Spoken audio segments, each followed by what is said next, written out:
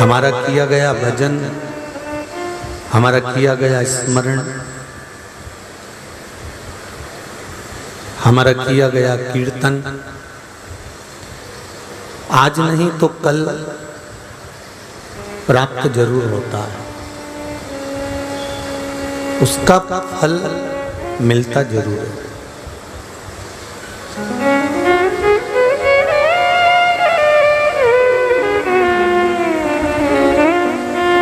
बस एक बात अपने जीवन में उतार कर रखना कि निर्मल मन सो मोहि पावा, मोहि छल छिद्र कपट ना गावा। भगवान को कोई कपट से, छल से, बेईमानी से, प्रपंच से प्राप्त करने की अगर कोशिश करेंगे तो भगवान मिलता नहीं।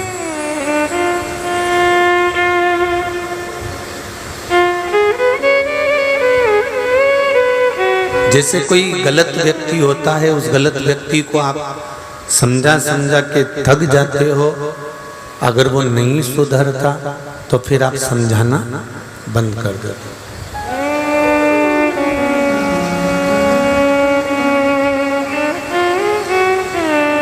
और नियम भी यही है।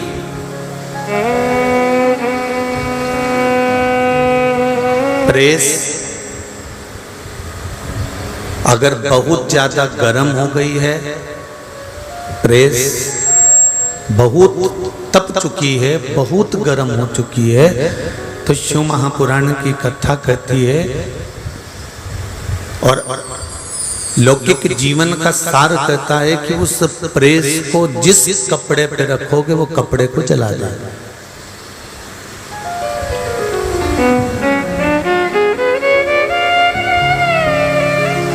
बोलो री हिंगोली वाली जीजियों, सही है कि गलत है?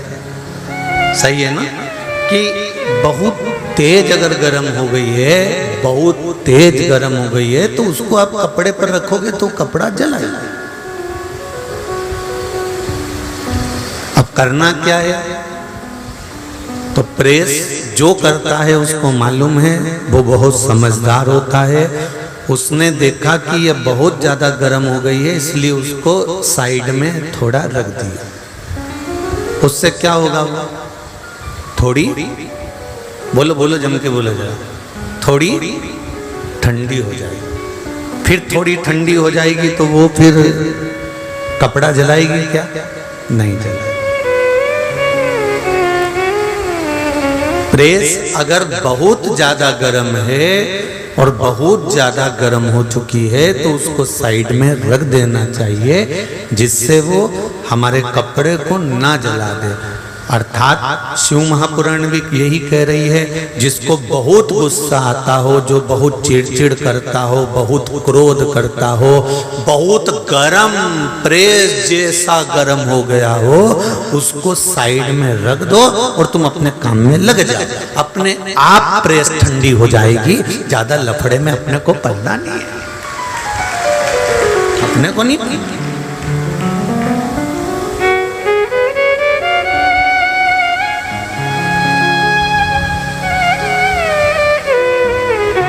और यदि वो प्रेस बहुत गर्म है और तुम उससे कपड़े पर प्रेस करना चाहोगे, या जरा सा तुमने कुछ करा और तुम्हें चोट गई या कपड़े को चोट गई, तो फिर तो जलना पड़ेगा। और जल गया तो वो प्रेस तो ठंडी हो जाएगी, पर तुम्हारे को जो घाव लगा है वो 15-20 दिन तक ठीक होने वाला नहीं है। और जो कपड़े पर जल गया है वो कभी मिटने वाला है क्या? नहीं। चाहे तुम कितना साबुन लगा लो, कुछ भी लगा लो, थेगड़ा लगाओगे तो थेगड़ा भी दिखेगा, कपड़ा लगाओगे थेगड़ा तो थेगड़ा भी दिखेगा। तो इसलिए निवेदन करा कि जब प्रेस बहुत गर्म हो, जब प्रेस बहुत तेज गर्म हो, तो उसको चतुर लोगों की तरह, जैसे जो प्रेस करता है उसको मालूम है कि ये बहुत गर्म हो गई है, इसलिए उसको उठाकर साइड में रख दिया। जो व्यक्ति बहुत चिड़चिड़ करता हो, बहुत क्रोध करता हो, बहुत गुस्सा करता हो, उस समय पर हमको प्रेस जैसी समझदारी रखना चाहिए कि उसको एक कोने में छोड़कर अपन अपने काम में लग जाओ। थोड़ी देर बाद जब वो ठंडी हो जाए उसके बाद में उठा के फिर भले तुम प्रेस कर लो, फिर भले तुम अपना काम करवा लो, उसके बाद तुम बोलोगे कि दूध की थैली ले आओ तो ले आएगा। पर गुस्से में तुमने कह दिया तो फिर वो दिक्कत कर जाएगा, फिर तो वो जल गए तो फिर जल गए।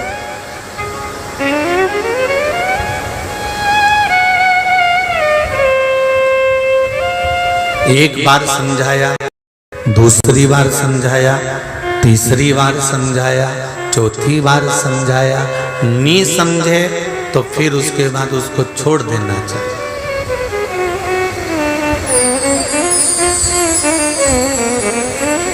कोई गलत व्यक्ति होता है ना, जिसका काम गलत करने का होता है, उसको कितना भी समझा लो, फिर हमारे यहाँ एक देसी भाषा में कहते हैं कि लातों के भूत वारे हिंगोली वाला। गजब कहावत तो तुम लोगों को बहुत याद है, होना भी चाहिए। फिर एक सरल भाषा में कह देते हैं कि लातों के भूत बातों से नहीं मानते, इनको फिर बात समझ में आती नहीं है। जो बहुत गलत गंदा है, गलत है, उसको समझा कर थक गए, वो नहीं मानता तो उसको फिर मानने के लिए कोई बात हो ही नहीं सकती।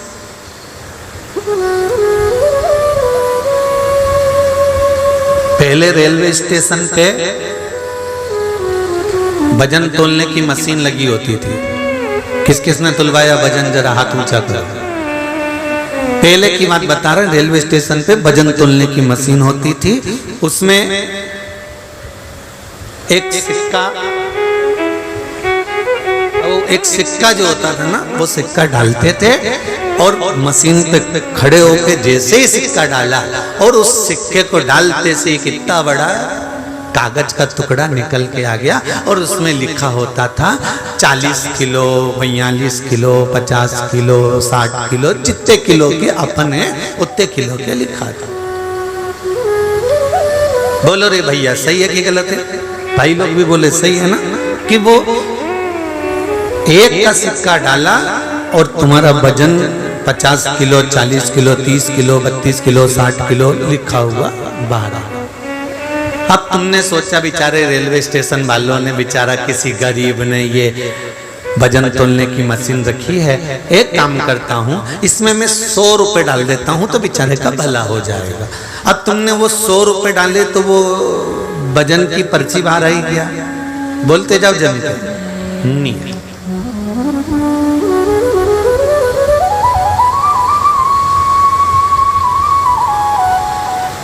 उसे तो वो सिक्का, उसे तो वो क्वाइन, उसे तुम्हारे 100 रुपए से तुमने फिर विचार करा, बेचारा किसी गरीब ने मशीन लगाई है, 500 रुपए डाल देता हूँ, किसी का भला हो जाएगा, कोई गरीब का भला हो जाएगा। तुमने 500 रुपए डाले, लिखा हुआ आया क्या? स्लिप आई क्या? नहीं। 5 का सिक्का डाला तो भी नहीं आई, 10 रुपए का सिक्का डाला तो भी नहीं आई। तुमने वो सिक्का 1 का डाला तो निकल कर वो बाहर आया, क्योंकि उसकी आदत में है जब तक वो सिक्का 1 का देखता नहीं है तब तक वो मशीन वजन तोलता नहीं है। तो कई ऐसे हैं जिनको सिक्के की जरूरत पड़ती है। इनको समझाओ कि साहब 100 का रख लो, लो साहब 500 का रख लो, लो साहब तुम भजन कर लो साहब तुम कीर्तन कर लो साहब तुम मंत्र जाप कर लो साहब तुम स्मरण कर लो साहब तुम भगवत भजन में लग जाओ। वो हमेशा काम ही ऐसा करता है कि उसको सिक्के की जरूरत पड़ जाती है और फिर हमको कुछ ना कुछ उसके लिए करना पड़ता है, कहना पड़ता है, तब जाकर वो कहता है कि अब मैं भजन तोल लेता हूँ। तो शिव पुराण कर रही है, भगवान की कथा कर रही है। कोई गलत संगत में पड़ा हुआ है, कोई गलत जगह पर पड़ा हुआ है, हमारा फर्ज है कि हम उसको समझाएं, उसको सिखाएं, उसको गलत जगह से निकालकर अच्छी जगह पर लेकर आए। पर अगर अच्छी जगह तक वो नहीं जा पा रहा है, अच्छी जगह नहीं पहुंच पा रहा है, तो कहीं ऐसा नहीं हो जाए कि तुम भी उसकी संगत में पड़ जाओ और प्रेस गर्म है और मालूम पड़े उसके संगत में आ गए तो जल जाओगे। वो तो ठंडा हो जाएगा पर हाथ पैर में अपने जल भाव हो जाएगा, फिर अपने इलाज करवाना पड़ेगा। उसी तरह शिव महापुराण कह रही है कि जो गर्म हो गया, क्रोध में हो गया, अहंकारी हो गया, कामी हो गया, लोभी हो गया, वासनावान हो गया, जो तृष्णावान हो गया, जो अभिमत्ता में चूर हो गया, जिसका अभिमान, जिसका अहंकार, जिसका काम, जिसके लोभ, जिसकी आसक्ति, जिसकी वासना, जिसकी तृष्णा बहुत मात्रा में हो गई, तो शिव पुराण कहती है ऐसी प्रेस से थोड़ी दूर हो जाने में तुम्हारा फायदा है, और वो ठंडी होगी, और उसको ठंडा करने वाला वो परमात्मा बैठा हुआ है, उसको कोई दूसरा ठंडा नहीं कर सकता।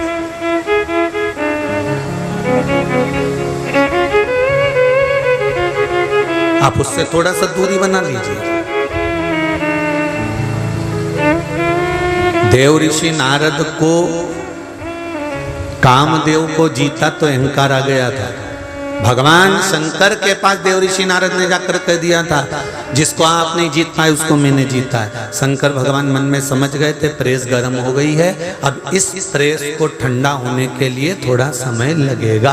अहंकार जब व्यक्ति का आ जाता है, अभिमान जब व्यक्ति का आ जाता है, अहम जब व्यक्ति के सिर चढ़कर बोलने लगता है, तब समझ लो कि ये अब गर्म हो गई है, अब इसको ठंडा होने के लिए समय लगेगा, और इसको ठंडा करने के लिए किसी ना किसी चीज की जरूरत पड़ेगी। कहीं पंखा चला दो, एसी चला दो, थोड़ा ठंडा कर दो। तो भगवान शंकर ने नारद जी से शब्द नहीं कहा, नारद जी से केवल इतना कहा कि आपने अगर कामदेव को जीता है तो ये बात आप किसी से कहना मती, निवेदन है। पर नारद जी माने नहीं, भगवान विष्णु से कह दिया। भगवान विष्णु ने नारद जी जैसी प्रेस को भी ठंडा कर दिया।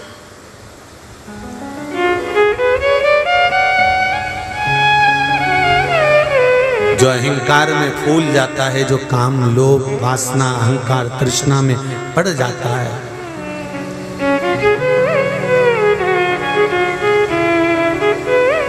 वो फिर समाप्त हो जाता है। कई लोगों की आदत रहती है डॉक्टर को बिना दिखाए मेडिकल से दवाई लाए और खा ली।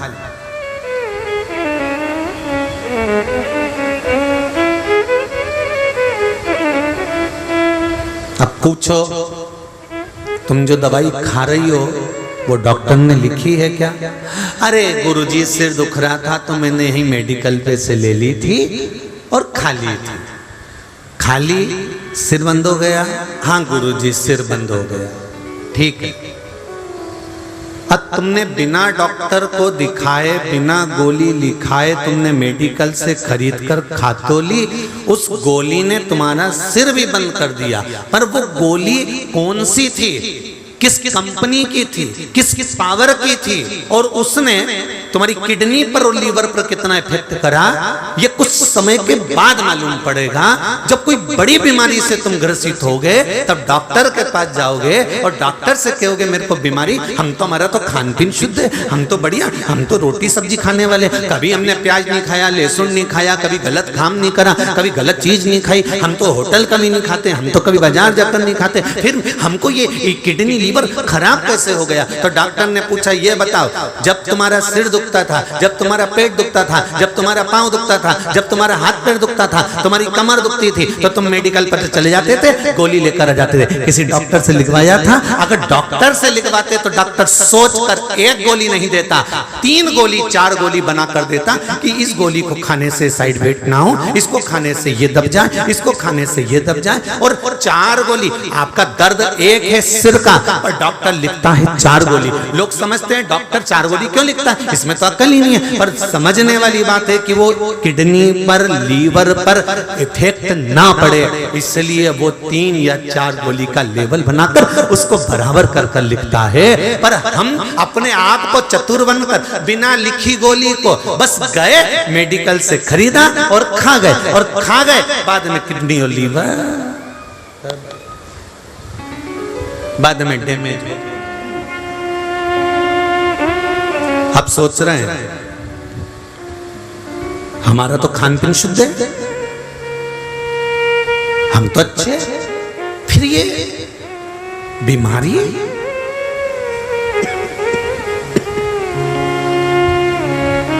जब हमारा खान पीन शुद्ध है, जब हमारा भोजन शुद्ध है, तो फिर ये बीमारी आई तो आई कहां से?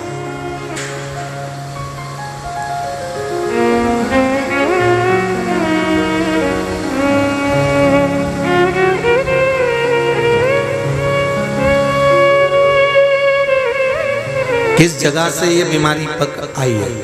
तो कहा इसने बिना डॉक्टर के लिखे हुए गोली को खा लिया। और हमारी भी आदत है, हम जो गोली डॉक्टर ने नहीं लिखी, जो गोली लिखी ही नहीं है, उसको मेडिकल से खरीद कर खा रहे हैं। अर्थात वेद व्यास जी ने जो लिखा हमारे शास्त्रों में, वेद व्यास जी ने जो, वेद व्यास भी डॉक्टर से कम थे क्या? वेद व्यास जी ने और हम मरीज से कम है क्या? वेद व्यास जी ने जो लिखा, तुलसीदास जी ने जो लिखा, वेद व्यास जी और तुलसीदास जी ने जो लिखा है, हमारे शास्त्रों में जो वर्णन किया है, हमने उसका स्मरण नहीं किया।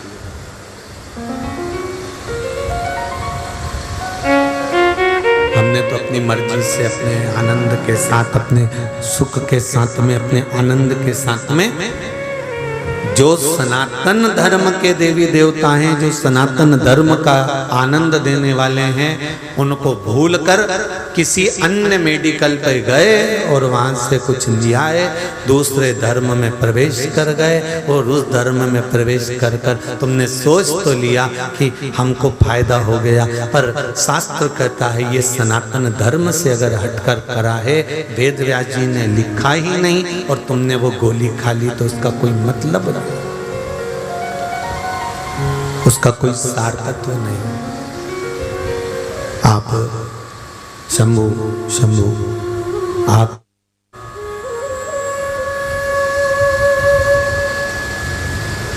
हमारे यहाँ रामचरितमानस, गीता जी, भागवत जी, शिव पुराण, देवी भागवत, विष्णु पुराण, नर्मदा पुराण, 18 पुराण, 6 शास्त्रों का स्मरण है, उपनिषदों का स्मरण है। उसके बाद भी हम इनको छोड़कर अगर दूसरे की ओर जा रहे हैं तो हमारा जीवन व्यर्थ, फिर उस जीवन की कोई मूल्यता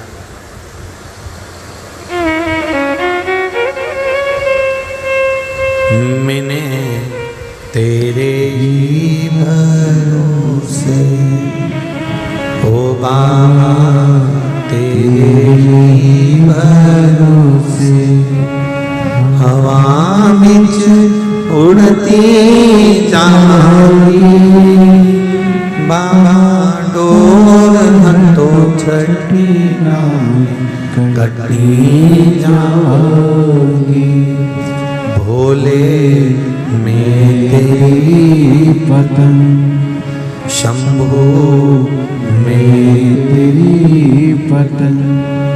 हे बाबा, हे शिव, हे उघड़दानी, हे त्रिकालदर्शी, हे कैलाशी, हे अविनाशी, हे शंकर, करुणा करने वाला, आपकी कृपा चाहिए। देवऋषि नारद का अहंकार भगवान शिव के सामने बोला, शंकर जी ने भगवान विष्णु को इशारा कर दिया, भगवान विष्णु ने देवऋषि नारद के अहंकार को तोड़ दिया। प्रेस को ठंडा करने के लिए तुम्हारी जरूरत नहीं पड़ेगी, केवल ऐसी चालू कर दो, पंखा चालू कर दो, प्रेस को थोड़ी देर रख दो, वो ठंडी हो जाएगी। उसी तरह देवऋषि नारद को ठंडा करने के लिए भगवान विष्णु की जरूरत पड़ी, और भगवान विष्णु ने ऐसे ठंडा नहीं करा, एक सुंदर आनंदमय स्वयंवर की रचना करी, और उस स्वयंवर में नारद जी बैठे और बंदर का मुख बना दिया। तब इनका अहंकार समाप्त हुआ कि मैं सुंदर ही नहीं।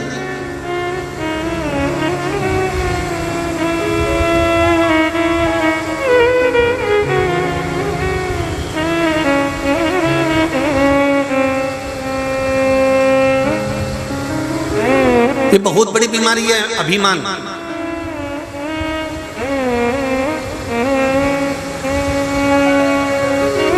बात कहना चाहेंगे? अच्छी लगे तो आप अपने जीवन में रख लेना, नहीं लगे तो यहां से जाते जाते कहीं पे चौराहे पे पटक देना।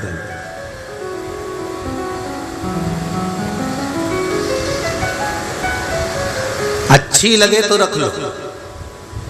हम तो सीधी सीधी बात कहते हैं, कथा में भी मन लगे तो बैठो, नहीं तो इतनी सारी बात, चौराहे से लेके यहाँ तक मंडी में दुकान ही दुकान लगी हुई है और तुम्हारे पर्स में पैसा है, चाट खाओ और अपने घर पे जाके प्राण खाओ। यहाँ काय है?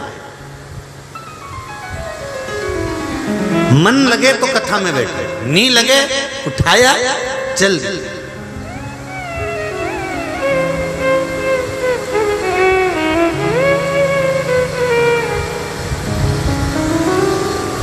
वैसे तो सभी लोग कथा सुनने के लिए आते हैं,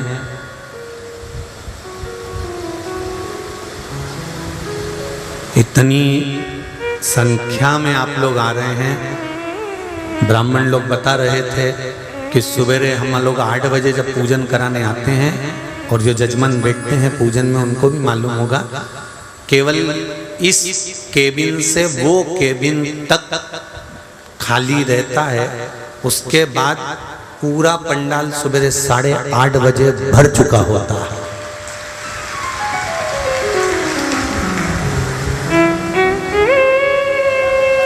अब 8:30 बजे से अपनी जगह संभाल कर बैठना, जरा हिसाब लगाओ जरा। और कथा पूरी हो जाती है सुबह 8:30 बजे, आप तो सो के भी नहीं उठे होंगे, ना मुंडा और चाय पी रहे होंगे, और ये स्नान करके और अपने अपने घर से निकल के गाड़ियां भराकर ट्रेन में भरकर और यहाँ पहुंच जाते हैं।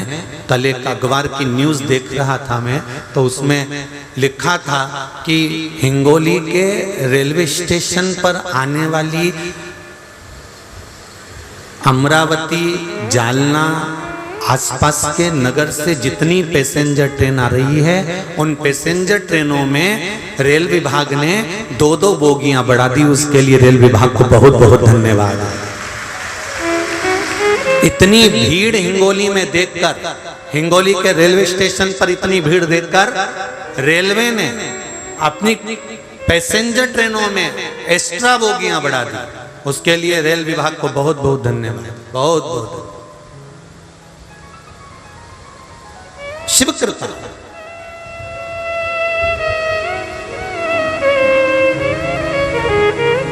कितनी आस लेकर, कितना विश्वास लेकर, कितना भरोसा लेकर, और हम आपसे भी कहेंगे, यहां से जब जाया करो, यहाँ से तुम जाओ, जो ट्रेन से आए हैं वो अपने हिसाब से, जो गाड़ियों से आए हैं अपने हिसाब से। हम रोज प्रतिदिन इस व्यास पीठ से, हमने परली बैजनाथ में ये बात बार बार नहीं बोली, पर 2 दिन से आपने सुना होगा, इस व्यास पीठ से 2 दिन से कथा छूटने पर कहते हैं कि अपनी गाड़ी धीरे से निकालना, अपनी गाड़ी धीरे से ले जाना। बोलो, बोलते कि नहीं बोलते? तो हो सकता है मेरा शंकर इस वाणी से निकलवा रहा है, मेरा शिव इस वाणी से निकलवा रहा है। 2 दिन ये बात हमने परली बैजनाथ में एक बार भी नहीं बोली कि अपनी गाड़ी धीरे निकालना, अपनी गाड़ी धीरे चलाना, अपनी गाड़ी को स्लो चलाना, धीरे से निकालना। ये बात हमने परली बैजनाथ की एक दिन भी कथा में नहीं बोली। पर इस व्यासपीठ से पीछे बैठा हुआ मेरा देवाधिदेव महादेव किसी कारण से निकलवा रहा होगा, इसलिए बारंबार 2 दिन से लगातार कह रहे हैं कि अपनी गाड़ी स्लो चलाओ, आराम से निकालो, धीरे से निकालो। कारण क्या है? शंकर जी क्यों व्यासपीठ से निकलवा रहा है, ये शिव ही जान सकता है और शंकर ही जान सकता है। अब उस पर तुम नहीं अमल करो तो उसके बाद तुम्हारी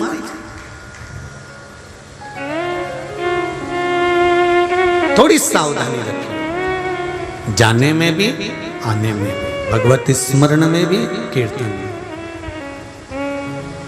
आपका किया गया भजन, स्मरण, कीर्तन, मंत्र जाप सुख दे, उससे बढ़कर कोई आनंद नहीं।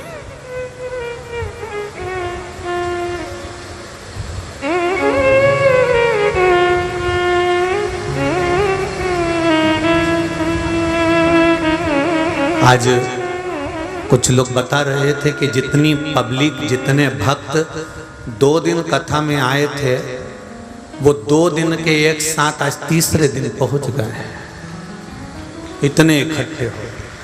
अब व्यवस्था तो व्यवस्था ही है, तो उसको संभालना आपको है, अपने आप को आप संभालना, कोई दूसरा नहीं संभाल।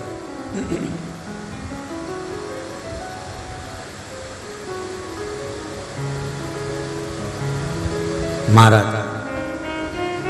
नारद जी का अभिमान, नारद जी का अहंकार भगवान विष्णु ने तोड़ दिया।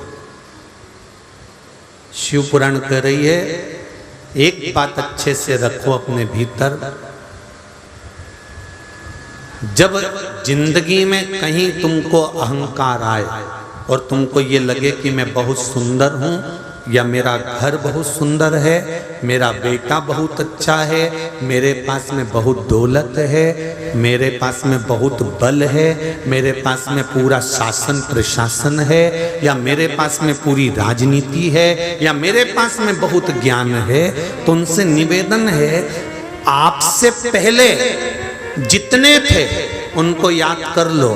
बलवान तो दारा सिंह भी था, नाचने में एक्सपर्ट तो माइकल जैक्सन भी था, गाने में कोकिला कंठ की तो लता मंगेशकर भी थी। जरा हिसाब लगाइए, आप सुंदरता का बखान करें तो आपसे सुंदर ना जाने कितनी ब्यूटी क्वीन निकल चुकी, कितनी।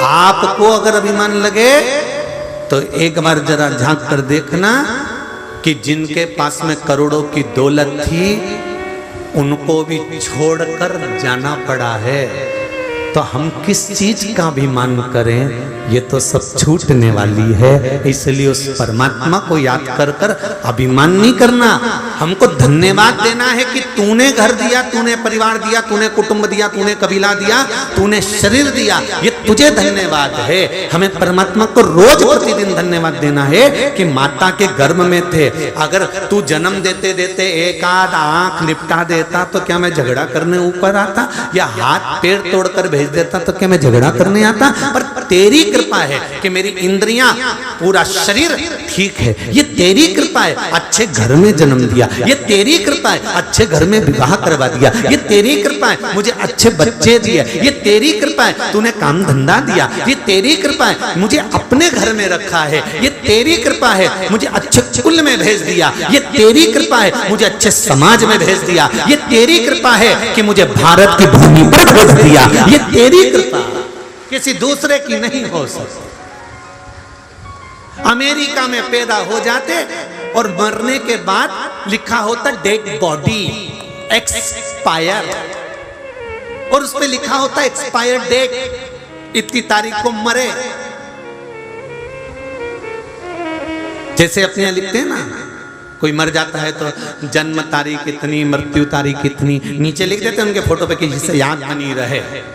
तो वहां भी लिखते हैं, अमेरिका में भी, विदेश में भी लिखते हैं, बर्थडे इतनी तारीख का, एक्सपायर इतनी तारीख का।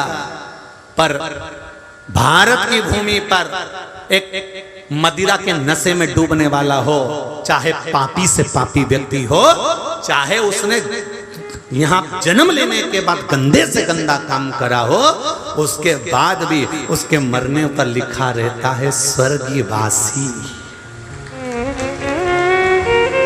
कितना गंदा आदमी मरा, उसके वहां तो लिखना था कि बेकार, पर नहीं, उसके मरने पर भी लिखा स्वर्गवासी। और ये नाम तो स्वर्गवासी क्यों लिखा? तो किसी ने पूछा, अमेरिका में मरे तो एक्सपायर लिखा रहता है, वहां मरे तो एक्सपायर लिखा रहता है, भारत में मरने वाला पापी से पापी, कुत्ते से कुत्ता, दारू कुत्ता तक मरे नहीं तो उसके आगे भी लिखा रहता है स्वर्गवासी। तो इसने कौन सा अच्छा काम कर दिया? तो क्या कोई काम अच्छा नहीं करा, बस एक काम अच्छा करा कि भारत की भूमि पर जन्म लिया। भारत में जो जन्म लेकर मरता है वो स्वर्ग जाता है, भले भजन करे ना। इसलिए उसके नाम क्या लिखा रहता? स्वर्गवासी, एक्सपायर नहीं।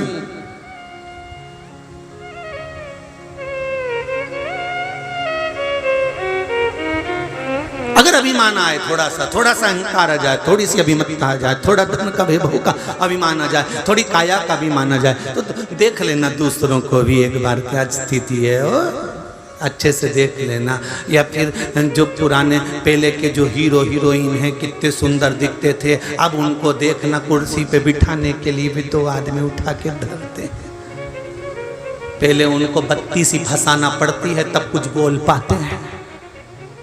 जरा विचार करिएगा कि किस बात का अहंकार कर कर बैठे हो, किस अभिमतता में जी रहे हो, किस अहंकार में जी रहे हो। अगर मीराबाई से पूछा, मीराबाई तू किस बात का अभिमान करती है? मीरा कहती है मेरो एक बड़ोरे अभिमान की मेरा गुरु समर्थ है।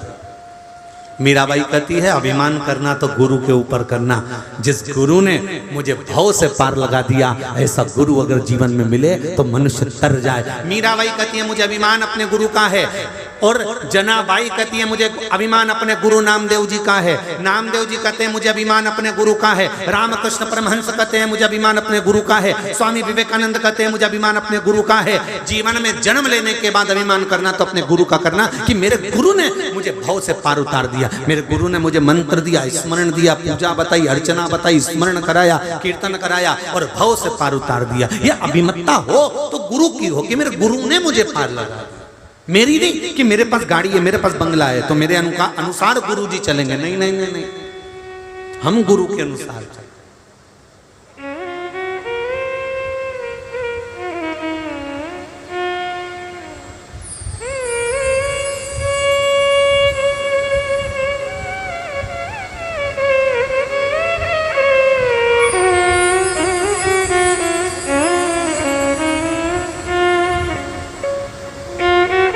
परली बैजनाथ में सोमानी जी के यहाँ पर कोई मिलने आया था, तो उसने कहा कि गुरुजी हमारे तकलीफ चल रही है, ऐसा है वैसा। हमने कहा कितने भाई हैं? हम 4 भाई हैं। अच्छा,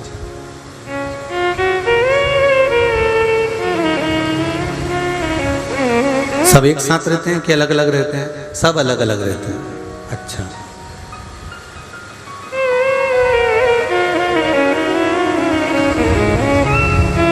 मम्मी पापा किसके साथ रहते हैं?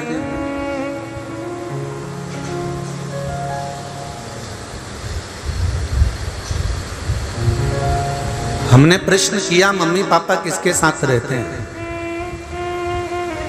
उस उत्तर को सुनोगे तो शायद आपकी खुशी का ठिकाना नहीं रहेगा। मम्मी पापा 4 में से किसके पास रहते हैं? तो वो लड़का कहता है मैं मम्मी पापा के पास रहता हूं।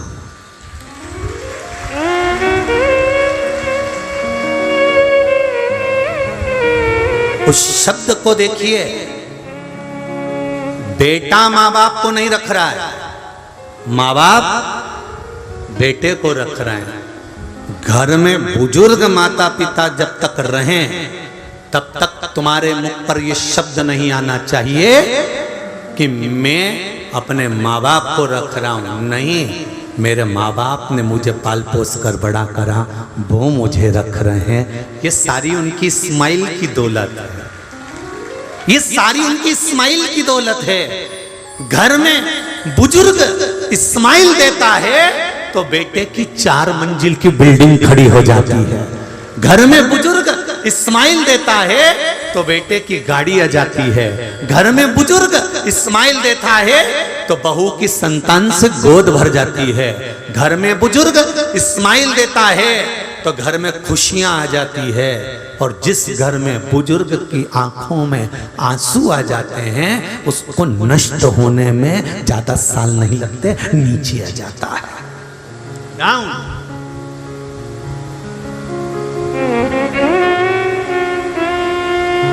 दौलत है बुजुर्ग, दौलत है बड़े हमारे घर के। कई लोग कहते हैं हमारी मम्मी पक्षपात करती है, हमारे पिताजी पक्षपात करते हैं, वो हमको अपशब्द कहते हैं, वो हमको गाली देते हैं। पक्षपात करते हैं ना, हो सकता है सोने को जितना तपाया जाता है उतना निखार आता है। सुनार उसको कूटता है, पीटता है, तपाता है, फूकनी से फूक मारकर उसको जलाता है, काला तक कर देता है। पर सुनार को मालूम है कि मैं अभी पीटूंगा, अभी मारूंगा, अभी इसको तारूंगा, जब ये बिकेगा बाजार में तो इसकी कीमत बढ़ जाएगी। एक मार्बल का टुकड़ा मंदिर में फर्श में लगता है। तुम्हारे यहीं के मंदिर में जाकर देखना, कहीं के भी पत्थर में भी मार्बल, पांव के नीचे भी मार्बल लगा है। और जो मूर्ति भगवान नारायण की, लक्ष्मी की, विष्णु की, दत्त की जो मूर्ति सामने है वो भी मार्बल की है। बोलो सही है कि गलत है? मार्बल जमीन में भी लगा, मार्बल मूर्ति में भी लगा। एक ही मार्बल, एक ही खदान का, एक ही दुकान का, जमीन में भी लगा है और मंदिर में भी रखा है। बस अंतर इतना था, मार्बल जब खदान में से निकलता है तो प्रत्येक मूर्ति बनाना वाला प्रत्येक खदान के पत्थर की मूर्ति बनाना चाहता है। क्यों? मूर्ति की कीमत ज्यादा मिलती है, जमीन पर लगने वाले फर्श की कीमत कम मिलती है। तो प्रत्येक मूर्ति बनाने वाला मूर्ति बनाना चाहता था। उसने पत्थर निकाला, निकालकर तराशना प्रारंभ करा। उसने जो हथौड़ी मारना प्रारंभ करी, पत्थर टूट कर गिर गया। उसने कहा इसकी मूर्ति नहीं बन सकती, इसको पांव के नीचे लगवा दो। तो जमीन पर लगाया गया। जिसको तराशा गया, जिसने चोट को सहन करा था, हथौड़ी को सहन करा था, जो चोट सहन करता गया वो मंदिर में बैठकर पूजा गया, वो भगवान बनकर पूजा गया। जो चोट सहन नहीं कर पाया वो जमीन पर रखा गया। उस पर लोगों ने थूका, गालियां दी, पत्थर रखाया, लात रखाई, जूता रखाया। उस पर किसी ने पूजन नहीं करी, उस पर लात रख कर गए हैं। बस माता पिता अपशब्द कह रहे हैं, माता पिता ताने दे रहे हैं, माता पिता गालियां दे रहे हैं, माता पिता पक्षपात कर रहे हैं। उनको करने दो। हो सकता है वो तुमको तपाएंगे, इतना तपाएंगे, इतना तपाएंगे कि सोने जैसा निखार देंगे। आज नहीं तो कल तुम खुद देखना, जिसको माता पिता ने अपनी वसीयत दी थी वो रो रहा होगा, और जिसको माता पिता ने नसीहत दी थी वो उन्नति पर चढ़ रहा होगा। जिसको वसीयत दी थी उसका लड़का फूल गया, अरे पापा दादी ने मुझे बंगला दे दिया, अरे पापा दादाजी ने मुझे ये दे दिया। पैसा पैसा देख के छोरे ने डब्बा खेल लिया, शेयर मार्केट में लगा दिया, दोस्तों के साथ जुए में बैठ गया, मांसाहार में बैठ गया, वेश्यावृत्ति में बैठ गया, सारा नाश मिला दिया। जिसको वसीयत मिली थी वो आज भी रो रहे हैं, और जिनको नसीहत मिली थी वो आज खुशी की जिंदगी जी रहे हैं, क्योंकि उनकी औलाद को कुछ नहीं मिला पर संस्कार। दादी की सेवा करना, पापा दादी तो मुझे पूछती तक नहीं, कोई बात नहीं, पानी पिला करा, दवाई दे करा, जा डॉक्टर को दिखाया। पापा तो ताऊ जी का लड़का भी तो है, उसके पास तो गाड़ी है, अपन क्यों जा? बेटा माँ है ना, दादी है ना, अपने पास कुछ नहीं ना, जा साइकिल पे बिठा कर ले जा, जा गोदी में उठा कर ले जा, जा दादी को दिखा करा, जा दादाजी का हाथ पकड़ कर जा। उसने इनको नसीहत दी है, और वो नसीहत इतनी फली कि ऐसी मंडी में उनका व्यापार आज भी चल रहा होगा। जिनको नसीहत मिली वो आज भी ठाठ से जी रहा होगा, और जिनको वसीयत मिली, प्रॉपर्टी मिली, जमीन मिली, जायदाद मिली, मालूम पड़े कर्जे में इतने लदालू हो गए कि सब बेचकर जाना पड़ा होगा, दूसरे गांव में जाकर शिफ्ट होना पड़ा होगा। अंतर है नसीहत और वसीयत में। थोड़ा जरूर तुम्हें सियोर वाले महाराज की बात बुरी लगती होगी, लग जाए, उसमें कोई दिक्कत वाली बात नहीं है। अगली बार हिंगोली मत बुलाना, हम जबरदस्ती आ जाएंगे, उसमें कोई टेंशन नहीं, उसमें चिंता मत करो। पर सुधार के थोड़ी बहुत तो अपनी जिंदगी में, वो कहते हैं ना 300 ग्राम खाना खाओ तो 30 बूंद खून बनता है। कितना?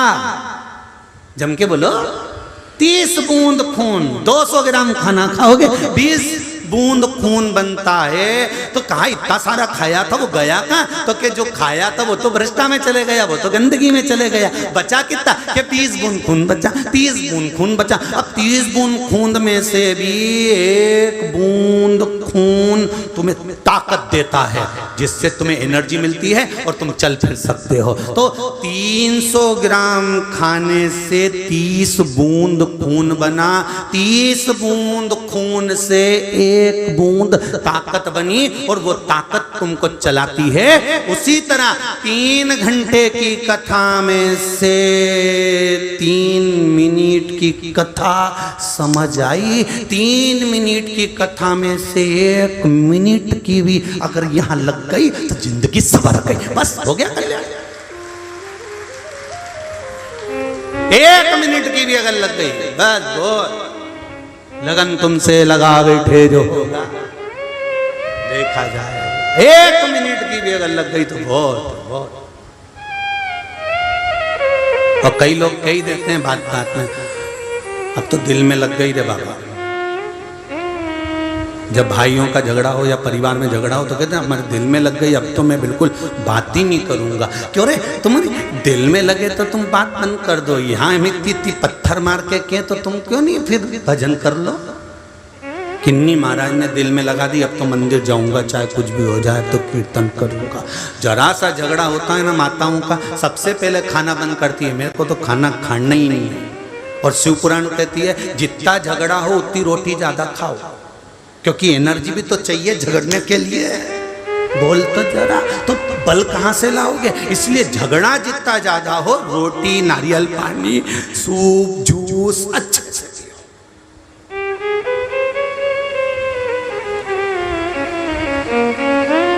खाना नहीं छोड़ना। लोग तुम्हें ताव दिलाएंगे, झगड़े में ताव दिलाएंगे, बहुत ताव दिलाएंगे, मत खा, तो तुम भी कह देना खाऊंगी जा। और अभी के अभी जाओ ने 2 रोटी में अचार का मसाला लगा, फिंगर बना के, गुट्टा बना के वहीं बैठ के खा ले। अपन खाना नहीं छोड़ना अपने को, चाहे कुछ भी हो जाए। लोग के यहाँ से चली जा, अपने मायके जा, कि नी जाऊं यहीं छाती पे मूंग डालूंगी और मोबाइल लेके कथा सुनने बैठ ले।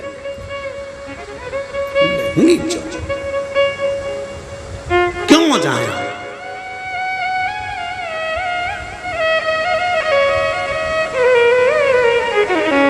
कितना ही ताव दिलाएं लोग, अपने को नहीं जाना। अपने को तो भजन, देव ऋषि नारद का अभिमान इतना हो गया था कि देव ऋषि नारद को भगवान विष्णु ने अभिमान को तोड़ दिया। वही नारद ने पार्वती जी को ज्ञान उपदेश दिया था, वही नारद जी ने बाल्यावस्था में नारद जी ने पार्वती को ज्ञान दिया था, समझाया था पार्वती अगर हिमालय राज तुम्हारी बेटी शिव की आराधना करेगी तो शंकर इसको मिल जाएंगे। पार्वती जी ने तब साधना करी पर शिव नहीं मिले, नहीं मिले, शंकर नहीं मिले।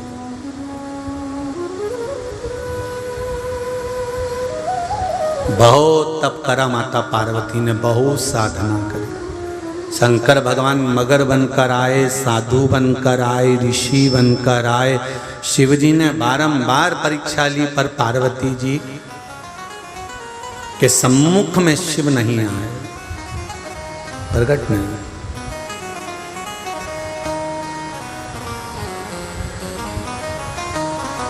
शिव सम्मुख नहीं आए।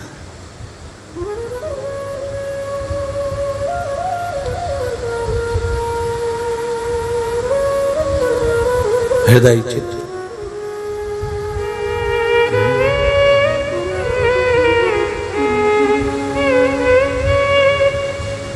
भगवान शंकर को बारंबार पार्वती जी ने पुकारा,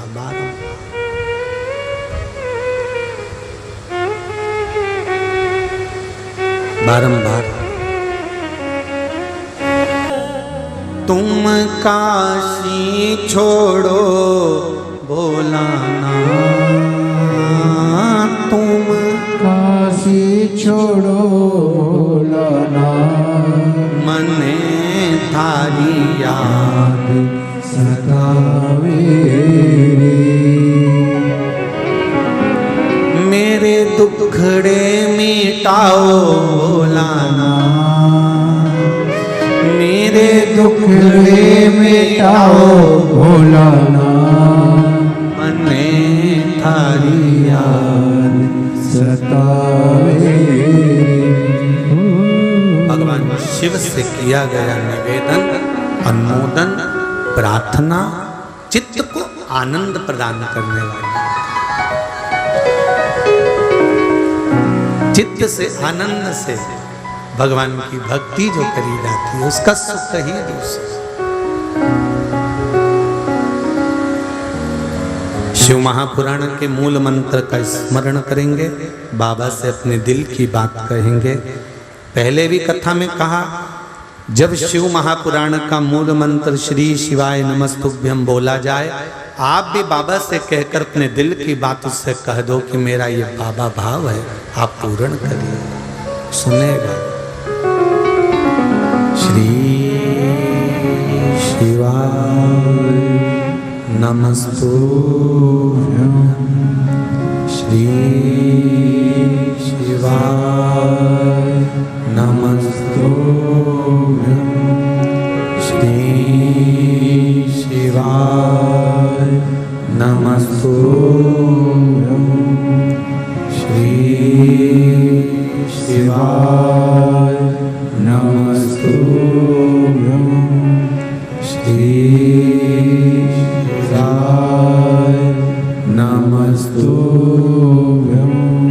भोला सब दुख काटो मारा ओ भोला सब दुख काटो मारा शिव शंकर जपूं तेरी माला भोले बाबा जपूं तेरी माला भोला सब दुख काटो मारा ओ भोला सब दुख काटो मारा। भगवान से अपने हृदय की बात कहें कि बाबा स्वयं देवऋषि नारद के कहने पर जो पार्वती जी तप साधना में लगी थी, शिव को प्राप्त नहीं कर सकी, तब नारद जी ने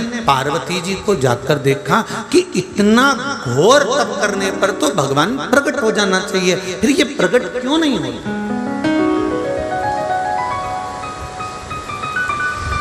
आप आए नहीं और सुबह हो गई, मेरी पूजा की थाली धरी की धरी रही। क्या कारण था? मेरी पूजा में कौन सी कमी रह गई? क्या कमी है मेरी पूजन में जो आप आए नहीं? क्या कारण था जो मेरा देव अधिदेव महादेव आप जल चढ़ा रहे तो भी प्रसन्न नहीं हो रहा, पशुपति व्रत करे तो भी प्रसन्न नहीं हो रहा, बेलपत्री चढ़ाए तो भी प्रसन्न नहीं हो रहा? उसका कारण क्या है?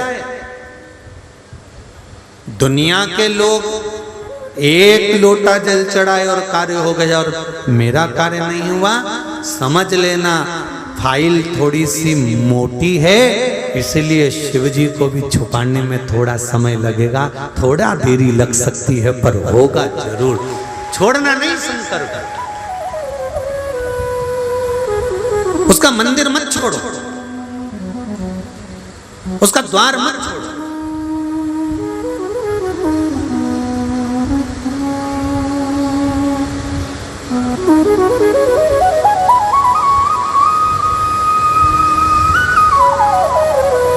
और जब मंदिर और द्वार नहीं छूटेगा, तेरे मंदिर में आना मेरा काम है और मेरी बिगड़ी बनाना तेरा काम है। हमने उसका द्वार नहीं छोड़ा, हमने उसका मंदिर नहीं छोड़ा, तो वो सुनेगा जरूर, निश्चित है सुनेगा।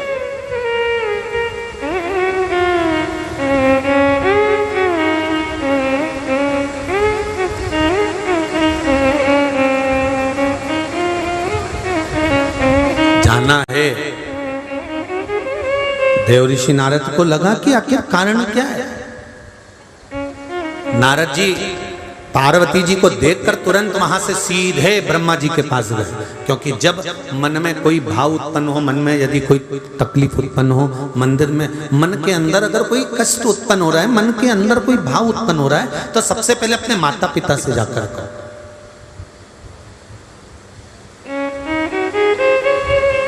अगर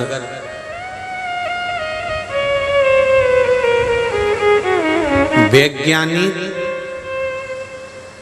मंगल पर जीवन ढूंढ रहे हैं, क्या ढूंढ रहे हैं? बोलो बोलो, जम के बोलो जरा। मंगल पर जीवन ढूंढ रहे हैं, और शिव पुराण कहती है, शंकर की कथा कहती है कि जीवन में मंगल ढूंढ लो, इससे बढ़कर दुनिया का कोई सुख नहीं है। मंगल पर तुम कब जाओगे, कब रहोगे और कब तुम्हारा जीवन जियोगे? प्लाट खरीदोगे और फेंसिंग कराओगे और वाटर कूलर लगाओगे और एसी लगाओगे, इसका पता नहीं है। मंगल पर जीवन ढूंढने से पहले जीवन में मंगल ढूंढिए कि अपने जो जीवन चल रहा है, कितना छोटा सा जीवन है साहब, कितना छोटा सा। 100 साल की जिंदगी में 50 साल तो सोने में निकल गए। कितने साल बोलते आओ जरा। 100 साल की जिंदगी में 50 साल सोने में निकल गए। 50 साल रात, 50 साल दिन, तो रात को सोने में निकल गए। 50 में से 25 साल तो तुम्हारे बचपन में निकल गए और जवानी में निकल गए। कितने बच्चे री जीजियों बोलते जाओ जरा। 25 में से 10 साल या 15 साल तुम्हारे विवाह हुआ तो घूमना फिरना एंजॉय करना, 10-15 साल दुकान व्यापार व्यवसाय में निकल गए। 15 साल निकल गए, कितना बचा? 10 साल। 10 साल में भी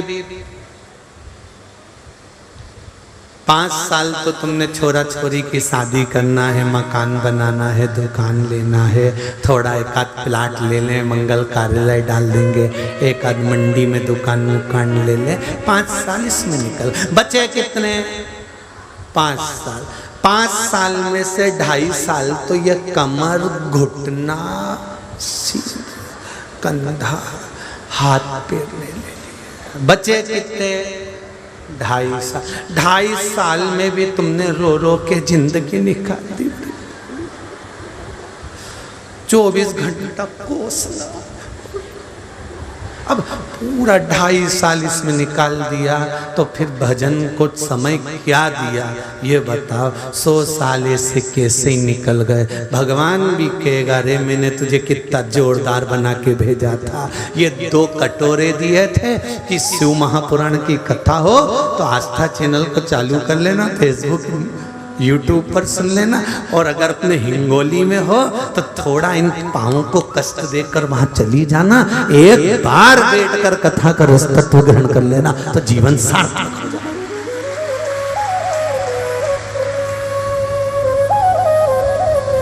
आज कथा में हमारे वो सूरत वाले सोमानी जी भी पहुंचे होंगे। कहाँ बैठे? ठीक है, अच्छा पीछे हो गया।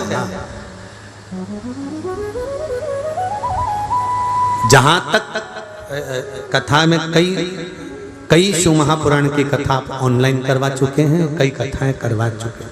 सोमानी सूरत से हैं, कपड़ों की फैक्ट्रियां हैं बाबा की कृपा से, और दोनों पति पत्नी का नियम है कि कहीं अगर कथा हो रही है 1 दिन 2 दिन के लिए बाबा की कथा, तो हम इनसे पूछते हैं तुम्हारी इतनी फैक्ट्रियां और फैक्ट्री को चला कौन रहा है? तो गुरुजी आप ही ने तो कहा बाबा चलाता रहता है। तो कई बार तो पूरा की पूरा 2 ही बेटे, बहुए, पोता पोती सब कथा में आके बैठ जाते हैं और फैक्ट्री भोलेनाथ जी चलाते रहते हैं। तो ये तो शिव की उपासना है। शिव ये शंकर।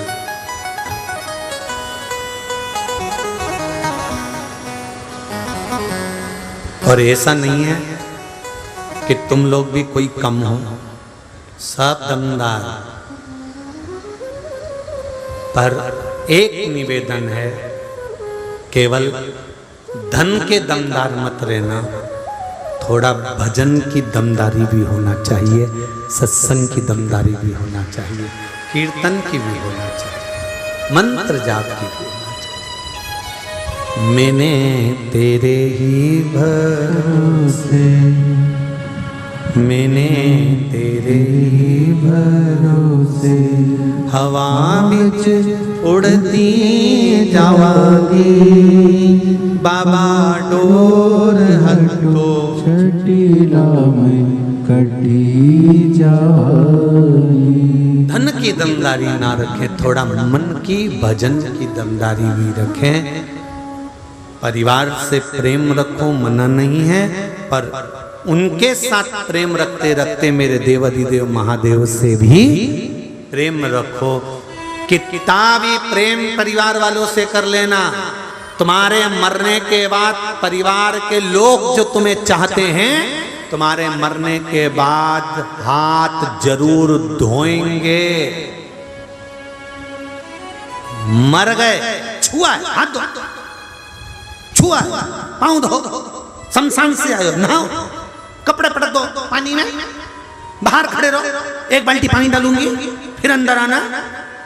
मर गए जो अपने थे, बाजू में ही रहते थे, छोरा छोरी भी गोदी में खेलते थे, मरते इतने इतने विचित्र हो जाएंगे कि तुमको हाथ भी लगाएंगे तो धोएंगे। परिवार के लोग तुम्हारे मरने पर हाथ लगाएंगे तो धोएंगे। केवल एक देव अधिदेव महादेव ऐसा होगा, मेरा शिव। अगर अर्थी निकलती है, मंदिर में आरती भी हो रही होती है तो पंडित जी पर्दा लगा देते हैं कि मरा हुआ मुर्दा निकल कर जा रहा है। अगर अर्थी निकलती है तो पंडित जी दरवाजा बंद कर देते हैं कि मुर्दा निकल कर जा रहा है।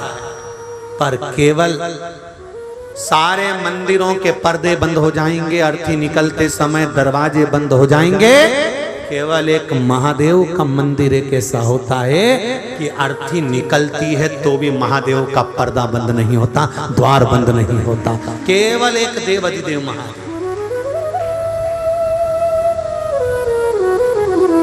क्योंकि उसी से तो मिलने जा रहा है, तो उसका द्वार बंद करने से मतलब केवल एक शिव। सारे मंदिरों के दरवाजे बंद कर देते हैं अर्थी के समय पर। अर्थी निकल रही है, मंदिर का दरवाजा बंद कर दो, पर्दा लगा दो, भोग लग रहा है पर्दा लगा दो, अभी मत खोलना।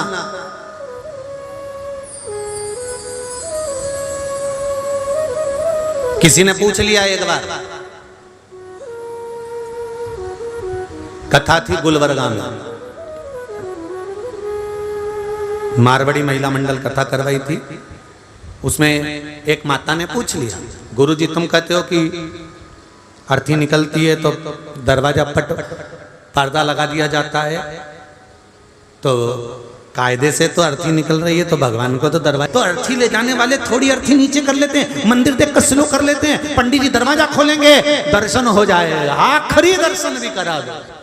कोई भजनावली होगा तो, और कोई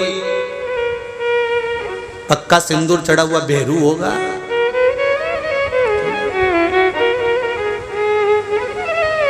वावारी दुनिया मतलब की दुनिया में किसी का कोई नहीं। क्या करोगे? शिव महापुराण की कथा कहती है, भगवान शंकर का संवाद कहता है, भगवान शंकर की कथा कर रही है, सुंदर आनंदमय रस तत्व कह रहा है। देव ऋषि नारद पिताजी के पास गए, ब्रह्म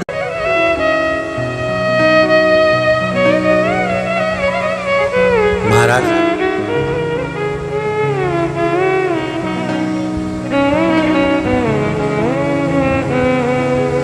कोई ऐसा उपाय बताओ गुरुदेव, कोई ऐसा उपाय बताओ गुरुदेव। शिव मेरे द्वारे खड़े हैं, शिव मेरे द्वारे खड़े हैं। भगवान शंकर मेरे दरवाजे पर न आए, इसका कोई उपाय। नारद जी ने ब्रह्मा जी के शब्द सुने, हजारों वर्ष तप करा तब भगवान प्रकट हुए, तब तक तो पार्वती बुजुर्ग हो जाएगी, बूढ़ी हो जाएगी। अब ईमानदारी से बोलो, कोई तुमको बताए कि तुम आंख बंद करके बैठ जाना, फिर धीरे धीरे नासिका का एक स्वर बंद करना, फिर धीरे धीरे धीरे देखना तुम ऊपर उठ रहे होगे, फिर धीरे धीरे धीरे तप करते जाना, आंखें बंद करते जाना, फिर उसमें विलीन होते जाना। फिर गुरुजी ने पूछा, कुछ दिखा? हाँ, क्या दिखा? फ्रिज में 3 दिन पुराना केक और पेटिस रखा हुआ है। गुरुजी बोले, रहने दे, तप नहीं होगा। आंख बंद करने पे भी पेटिस नजर आए तो काहे का तप हो जाए।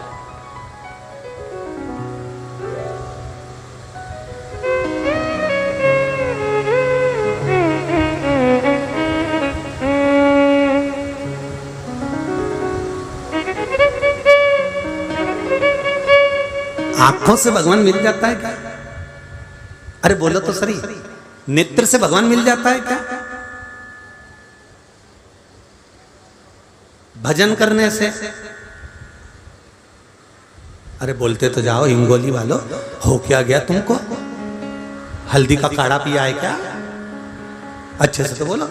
आंखों से भगवान मिल जाता है क्या? बोलने से, भजन से, कथा सुनने से है? मंदिर जाने से, भगवान की सेवा करने से? अरे दादा, जो पांव नहीं हो, जिसके मंदिर नहीं जा सकता, तो उसका क्या होगा? जो आंख से अंधा है उसको भगवान कैसे मिलेगा? जो बहरा है उसको भगवान कैसे मिलेगा? जो गूंगा है उसको भगवान कैसे मिलेगा? शिव महापुराण की कथा कहती है, इंद्रियों के बल पर परमात्मा नहीं मिलता, दिल के बल पर परमात्मा मिलता है। जो आंख से अंधे हैं सूरदास, उनको भी तो भगवान मिला। जो कई माताएं, कई भाई बंधु जिसको सुनाई नहीं देता, क्या उसको भगवान कल्याण नहीं करता? उसका सुनाई भले ना दे, पर दिल परमात्मा में लगा होना चाहिए। वो बोल नहीं सकता, कोई गूंगा भी है, निपट गूंगा, नहीं बोल सकता, पर दिल परमात्मा में लगा कर बैठा है, भगवान मिलेगा। नेत्र नहीं होगा तो भी मिलेगा, वाणी नहीं होगी तो भी नहीं मिलेगा, तो भी मिलेगा, श्रवण नहीं होगा तो भी मिलेगा, बस दिल लगा होना चाहिए उस परमात्मा। और कई ऐसे हैं, सब कुछ है, सब कुछ, पर दिल भगवान में लगा है।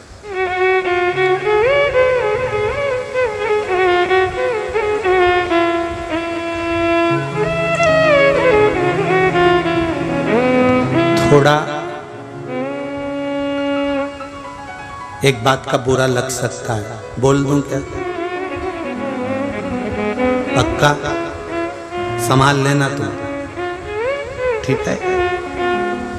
जो मंदिर में ट्रस्टी होते हैं ना, जितने भी आस्था चैनल पर जितने सुन रहे हो, फेसबुक यूट्यूब पर जितने सुन रहे हो, और हिंगोली में जितने सुन रहे हो, मंदिर में जितने ट्रस्टी होते हैं ना, इनको आय और व्यय से मतलब होता है, इनको कागजों से मतलब होता है, इनको कौन काम कर रहा है नहीं कर रहा है इससे मतलब होता है, पर यह कभी दिल से अपना ट्रस्टी का पद हटाकर मंदिर में भगवान को दिल लगा बैठते, तो इनको ट्रस्टी बनने की जरूरत ही नहीं पड़ती। भगवान क्या बनाता वही जान सकता। ये दिल नहीं लगा पाए। बहुत दूर दूर से लोग दर्शन करने आ रहे हैं इस गांव में, इस नगर में, इस शहर में, और वहां के ट्रस्टी सुबह से उठ के मंजन करके, मुंडा धो के भगवान के पास भी नहीं जा रहे, सीधे कुर्सी पे जाके बैठते हैं। हम तो रोज दर्शन कर लेते हैं, हम रोज, कोई आता है वीआईपी तो उसके साथ तो जाना पड़ता है, वो तो तुम्हें मुंह दिखाने जाना पड़ता, अपने दिल से कब गया?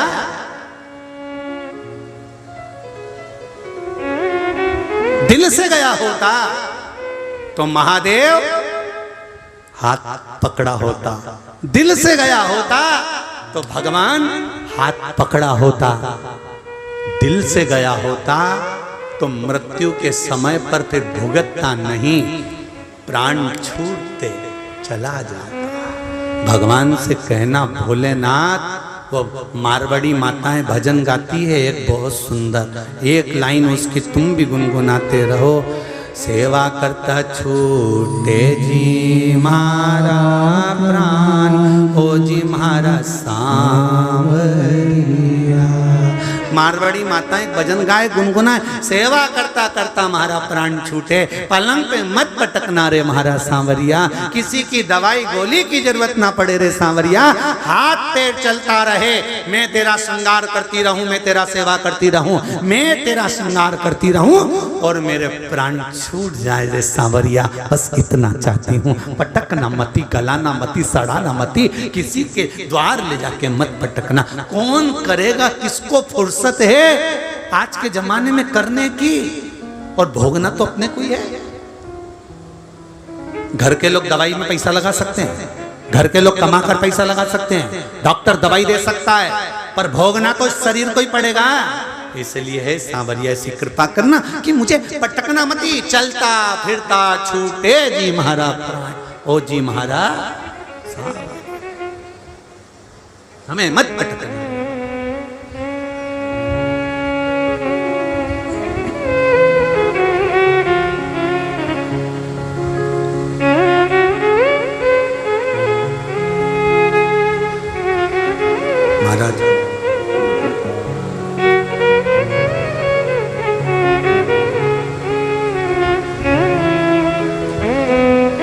एक बार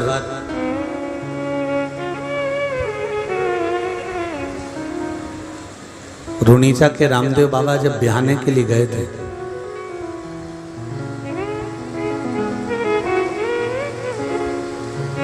और रुनीचा के रामदेव बाबा जब बिहाने के लिए गए तो उन्होंने अपनी भाभी माँ से एक प्रश्न किया, भाभी माँ,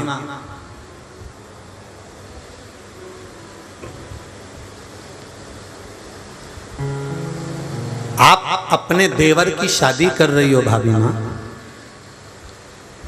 ये विवाह का बंधन क्यों होना चाहिए? रामदेव बाबा रुनीचा वाले से भाभी कहती है ये विवाह का बंधन नहीं है। पति के साथ में पत्नी का बंधन इसलिए किया जाता है कि एक अगर भगवान की सेवा में थोड़ा चूक कर जाए तो दूसरी सेवा में आगे बढ़ जाए। ये भाभी अपने देवर से कह रही है।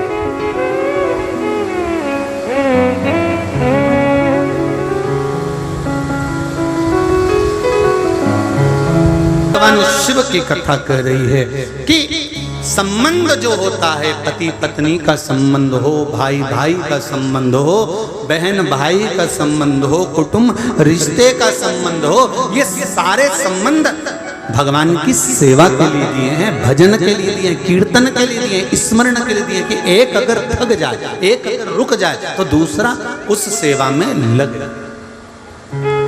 शिव महापुराण के मूल मंत्र का स्मरण सभी अपनी जगह पे बैठकर दिल से भगवान को कहेंगे। श्री शिवाय नमस्तुभ्यं, श्री शिवाय नमस्तुभ्यं, श्री शिवाय नमस्तुभ्यं, श्री शिवाय नमस्तुभ्यं, श्री शिवाय नमस्तुभ्यं।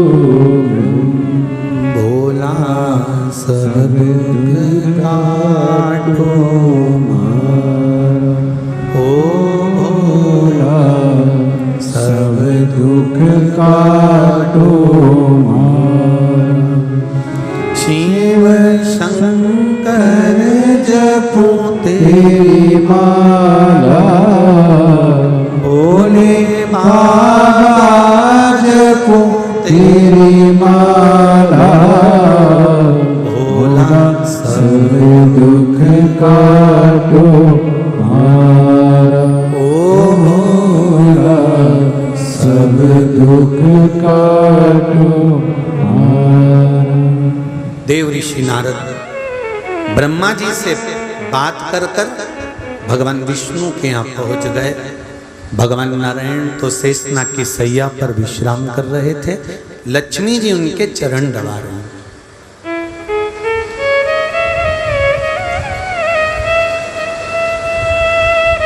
ये झांकी का दर्शन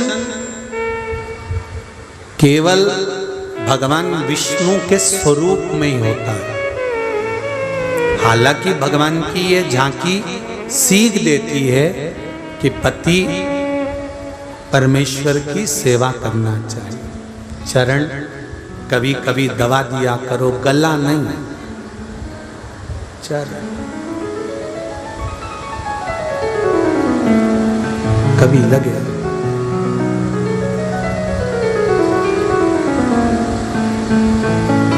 और कई बार तो उल्टी रीति देखने को मिलती है।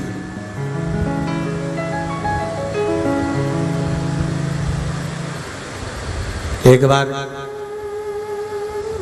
हैदराबाद में कथा थी, शमशेरगंज गौशाला पर हम ट्रेन से जा रहे थे। इधर की बर्थ हमारी थी, सामने की बर्थ एक पति पत्नी की थी। अभी तक पुराणों में जो पढ़ा था कि नारायण सोते हैं, लक्ष्मी चरण दबाती है, पर ट्रेन में पूरी विष्णु पुराण उल्टी हो गई थी।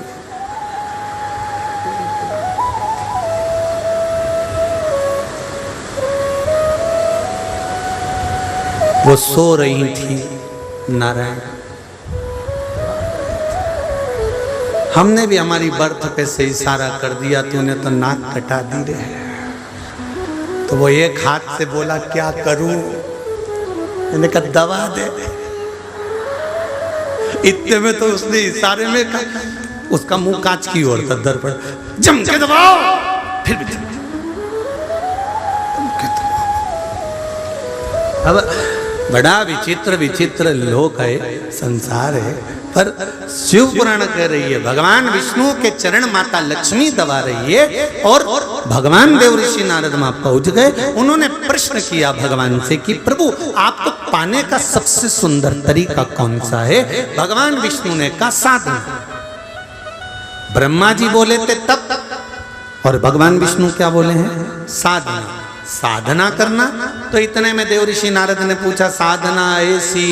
तो भगवान नारद जी को याद आया कि साधना तो गंगा जी के पाने के लिए, गंगा जी को लाने के लिए भागीरथ बाबा का पूरा खानदान, कितनी पीढ़ी केवल गंगा को लाने के लिए साधना कर कर कर थक गई। ना जाने कितनी पीढ़ी चली गई पर गंगा नहीं आई। फिर भागीरथ बाबा ने तप करा, तब जाकर गंगा आई। हजारों वर्ष निकल गए साधना करते करते करते करते, तब गंगा मैया पृथ्वी पर आई। तो इतने में भगवान विष्णु के शब्द सुनकर नारद जी वहां से उठ के चल दिए। नारद जी ने कहा श्रीमन नारायण हम तो जा रहे। भगवान विष्णु ने कहा कोई दूसरा प्रश्न भी है? सारे प्रश्न का उत्तर मिल गया, अब हम तो चल। भगवान विष्णु चले, भगवान नारद जी चले गए। नारद जी ने सोचा तप करने से हजारों वर्ष का तप पार्वती को पति के रूप में शिव मिलेंगे। साधना अगर पार्वती जी करती है हजारों वर्ष की, तब पार्वती को शंकर मिलेंगे। कोई ऐसा उपाय नहीं मिल रहा कि केवल एक दिन व्रत साधना करी जाए और शंकर भगवान प्राप्त हो जाए। ऐसी कोई तप साधना नहीं मिल रही। तब देवऋषि नारद भगवान शंकर के पास गए कि तुम्ही ने दर्द दिया है, तुम्ही दवा दोगे। अब शिव जी के पास में जाते हैं, शंकर भगवान के पास में गए। क्या देखा देवऋषि नारद ने कि शिव जी तो नेत्र बंद करके साधना में लीन थे।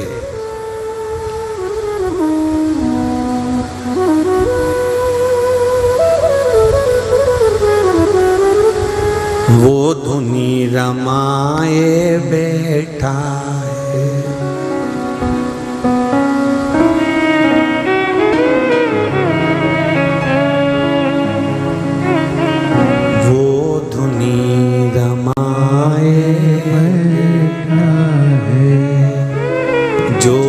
घट घट में ही बैठा है, वो धुनी रमाए।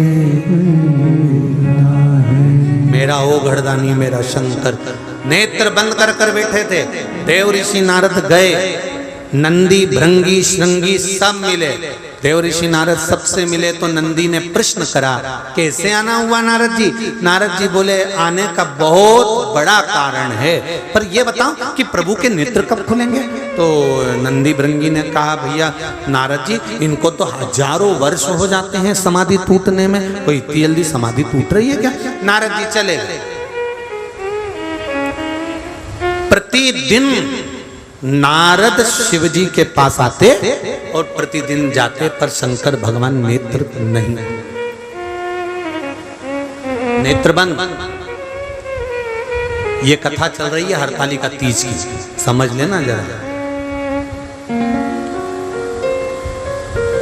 कि हरतालिका तीज का महत्व क्या है। शिव महापुराण की कथा कहती है जो सतवा तीज, गणगौर तीज,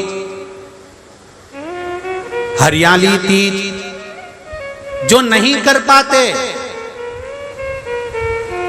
वो केवल हरतालिका तीज जो भादो के शुक्ल पक्ष की तृतीया 30 तारीख को है।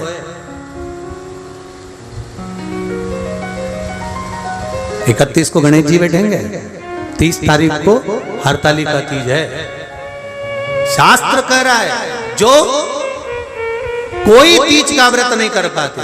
वो सौभाग्यवती नारी, कुंवारी कन्या, नारी, पुरुष, स्त्री अगर तीज का मात्र फुलेरे का दर्शन कर कर भी अपने व्रत का आनंद पा सकते। अरे भाई, जितने शिवालय हैं, शंकर के मंदिर हैं, जितने शिव के मंदिर हैं, पंडित जी भले रात को मंदिर में जगें ना जगें, रात भर मंदिर खोल के रखें ना रखें, पर मेरा निवेदन शिव महापुराण के, स्कंद पुराण के संवाद से है कि हरतालिका तीज के दिन प्रत्येक शिव मंदिर में ऊपर जो जलाधारी लगी होती है, उस जलाधारी की जगह फूल पत्ती अवश्य शंकर जी के ऊपर लटकाना चाहिए, शिव जी के ऊपर फुलेरा बांधना चाहिए। उससे क्या होता है, क्या फल मिलता है, उसका क्या लाभ है, वो शिव महापुराण की इस कथा में, हरतालिका शिव महापुराण में वर्णन है कि जो नारी अगर व्रत भी नहीं करती, जो लड़की का विवाह भी नहीं होता, जो बालक का विवाह नहीं होता, किसी कामना से अगर मात्र 7 फुलेरे का दर्शन ही कर लेती है तो 3 महीने के अंदर मंगल विवाह पक्का हो ही जाता है। यहां तक वर्णन है शास्त्र में। जिस नारी का पति बीमार रहता है, बहुत ज्यादा रोग से ग्रसित होता है, वो भी 7 फुलेरे का दर्शन करना चाहिए। मंदिर के अंदर चले जाओ या किसी के घर में फुलेरा बंधा हो तो दर्शन करने चले जाओ। मंदिर में नहीं जा सकते तो घर घर चले जाओ, पूछ लो फुलेरा तुम्हारे यहाँ बंधा है क्या, तुम्हारे यहाँ ढोलक पेटी की आवाज आए, पहुंच जाओ, दर्शन करा, भले अपन ने व्रत करा कि नहीं करा, पर फुलेरा का दर्शन जरूर कर।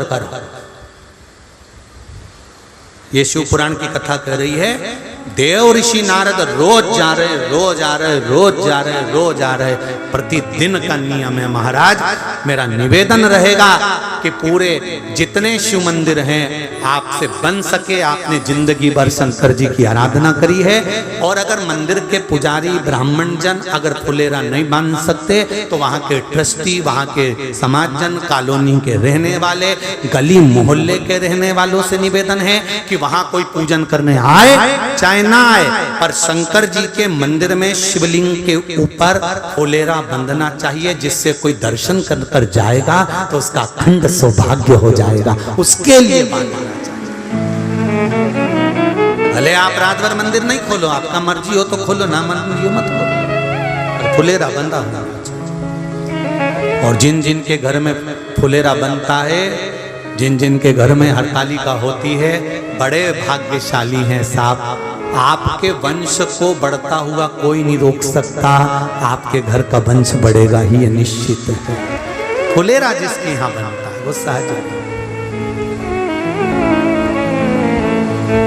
बन सके शिव मंदिरों में, मंदिरों के अंदर हरतालिका तीज के दिन, वैसे भी तो तुम गणेश जी के दिनों में खूब माइक चलाते हो, खूब बक्से चलाते हो, खूब डब्बे बजाते हो। हरतालिका तीज के दिन बन सके थोड़ा सा भजन कीर्तन, तुम कोई नहीं आए तो तुम बक्से में लगा दो, चोंगा में लगा दो, पर थोड़ा सा कीर्तन। उस दिन मेरा देव अधिदेव महादेव, मेरा शंकर पार्वती जी के लिए सम्मुख में प्रकट हुआ था और पार्वती को अखंड सौभाग्य दिया था। शिव जी वो सहज नहीं है। 30 तारीख को हरतालिका तीज है, दिल से शिव को मनाना। देव ऋषि नारद शंकर जी को पहुंचते मिलते नहीं, कई समय निकल गया, कई वर्ष निकल गए, पर देव ऋषि नारद जब आए तब शंकर भगवान नेत्र बंद कर मिले। आज देव ऋषि नारद खड़े थे, इतनी देर में तुमरुका जी का आगमन हो गया।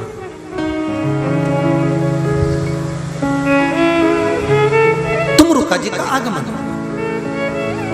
आपको पहले भी कथा में कहा है, जैसा नारद जी का स्वरूप है ऐसे तुमरुका जी का स्वरूप है। बस नारद जी को मनुष्य का मुंह है, तुमरुका जी को घोड़े का मुंह है। नारद जी भी करताल रखते हैं, तुमरुका जी भी करताल रखते हैं। नारद जी भी वीणा रखते हैं, तुमरुका जी भी वीणा रखते हैं। साउथ के जितने मंदिर हैं, शंकर के जितने साउथ में मंदिर मिलेंगे, उनके दरवाजे पर द्वारपाल की जगह नारद और तुमरुका जी मिलेंगे।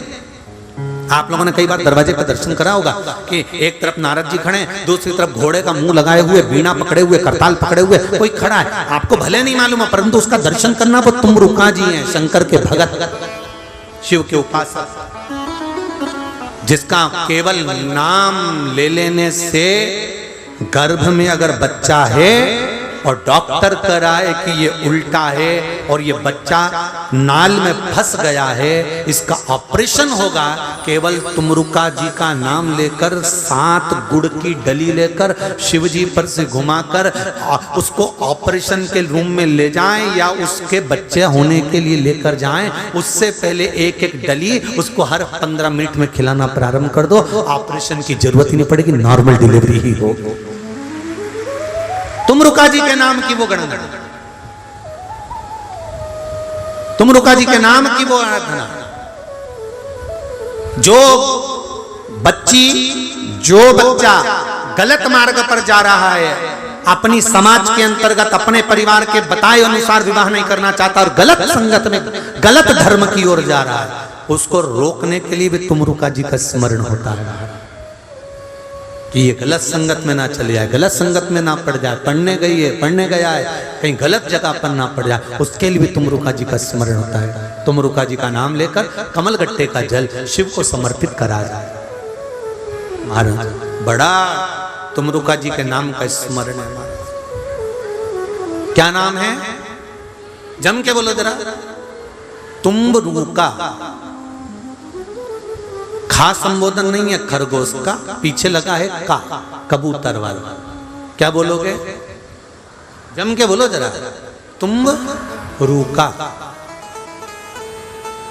शिव महापुराण की कथा कर रही है, हार्ट अटैक आ गया, डॉक्टर अपना काम करे, आप 1 लोटा जल अपने हृदय का भाव रखकर तुमरुका जी का नाम लेकर, जो जीव को डॉक्टर लेकर गया है जांच के लिए कि अटैक आ गया और उसको बचाना है, 1 लोटा जल तुमरुका जी का स्मरण कर कर अशोक सुंदरी वाली जगह पर चढ़ाने के बाद शिवलिंग पर चढ़ा दीजिए। उसका बाल बांका नहीं होगा, वो बचकर वापिस आएगा, प्राण नहीं जा सकते। तुमरुका जी के नाम में वो बल है, तुमरुका जी के नाम में वो बल है। महाराज देव ऋषि नारद क्या देखते हैं कि इतने दिनों से शंकर जी ने नेत्र नहीं खोले और आज तुमरुका जी आए, और तुमरुका जी आते से ही शंकर भगवान की जैसे जय घोष करा, हर हर महादेव, जैसे ही बोला, बोलते से ही शंकर भगवान के नेत्र खुल गए। शिव जी के नेत्र खुले हुए।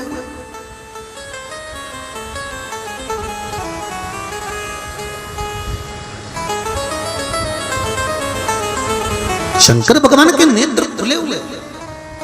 देखा शंकर भगवान ने नेत्र खोलते से ही पूछा, तुमरुका जी कैसे आना हुआ? रिटर्न बढ़ा। तुमरुका जी कैसे आना हुआ? कैसे आए हो तुमरुका जी? तुमरुका जी ने हाथ जोड़कर निवेदन करा, बस प्रभु आपका दर्शन करना था, बहुत दिन हो गए थे, दर्शन नहीं मिल रहा था, इसलिए आया।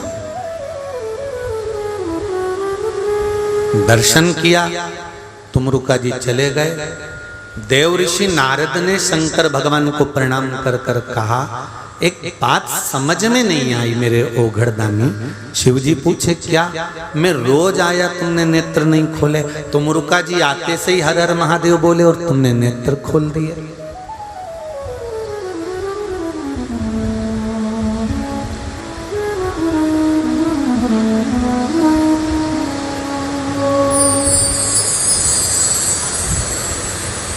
वो रोज आता है और मैं आया और आपने नेत्र नहीं खोले।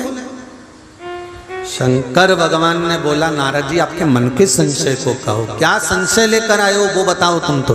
नारद जी बोले, मेरा बहुत सारा प्रश्न है, बहुत सारा प्रश्न है, बहुत प्रश्न है, परंतु मैं एक भी प्रश्न आपके सामने नहीं करूंगा क्योंकि आज मेरा दिल दुखी है। क्या हुआ क्या ये बताओ। नारद जी बोले, हुआ क्या? शंकर भगवान बोले, नारद जी बोले, मैं रोज आया, एक वर्ष हो गया आते आते, 1 साल में तुमने नेत्र नहीं खोले मुझे देख के, और तुमरुका जी आए और तुमने नेत्र खोल लिया। शंकर भगवान बोले यही तो दिल की बात है।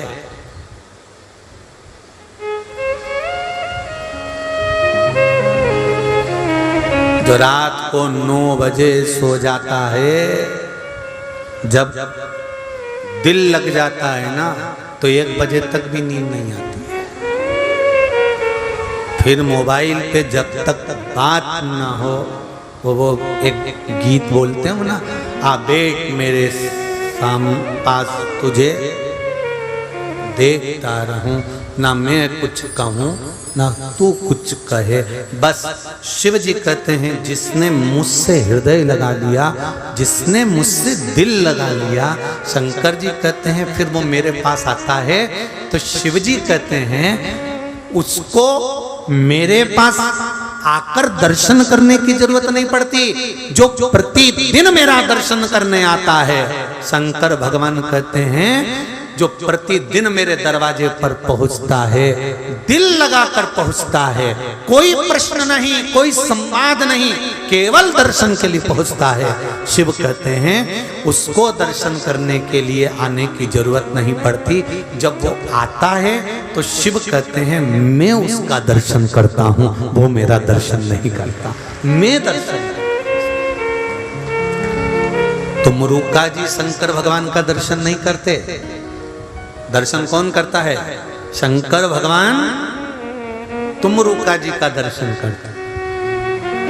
प्रभु शिव जी को नमन करा। अब देवऋषि नारद यहाँ रुके ही नहीं, हमारे यहाँ यही बात बड़े सुंदर ढंग से कही, बहुत सुंदर ढंग से बोली। भगत के वश में इसी बात को कहा ना, तुमरुका जी शंकर जी का भजन करते हैं और शंकर जी का भजन करते हैं तो तुमरुका जी को पकड़ लो तो शिव अपने आप कार्य करेंगे। भगत के वश में भगत बिना ये कुछ भी नहीं है, अरे भगत हैं इनके प्राण, भगत के वश में है भगवान। भगवान अब नारद जी शंकर जी के पास नहीं गए, ब्रह्मा जी के पास नहीं गए, इंद्र के पास नहीं गए, विष्णु जी के पास नहीं गए, कहीं नहीं गए। नारद जी सीधे तुमरुका जी के पास गए। तुमरुका जी बैठे हुए थे, पार्थिव शिवलिंग का निर्माण कर रहे थे। तुमरुका जी बालू का रेत का शिवलिंग बना रहे थे, मिट्टी का शिवलिंग बना रहे थे, और मिट्टी का शिवलिंग वो भी केल का पत्ता, केले का पत्ता नीचे, उसके ऊपर शिवलिंग का निर्माण कर रहे हैं। और शिवलिंग का निर्माण कर कर ऊपर उन्होंने देखा कि एक सुंदर बांस की टोकनी लगाई है, उस पे मालाएं लटकाई गई है, सुंदर सुंदर श्रृंगार किया गया है, जिसके नीचे एक सुंदर सा पाटा है, पाटे के अंदर एक सुंदर सी थाल है, थाल के अंदर सुंदर केले का पत्ता रखा हुआ है, उस केले के पत्ते के ऊपर एक सुंदर शिवलिंग का निर्माण कर रहे हैं। तो तुमरुका जी से पूछ लिया देव ऋषि नारद ने, ये आप क्या कर रहे हो? ये क्या हो रहा है, क्या कर रहे हो? तुमरुका जी ने कहा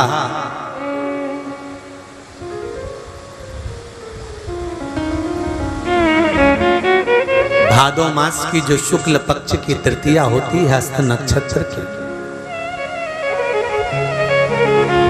उस दिन यदि दिल से शंकर के शिवलिंग की पूजन, फुलेरा का दर्शन कर लिया जाता है, भक्त भगवान के पास जाए चाहे ना जाए, पर भगवान भक्त के दुख में दौड़ कर आ जाता है। 30 तारीख हरतालिका तीज, भादो की वही शुक्ल पक्ष की तृतीया तिथि।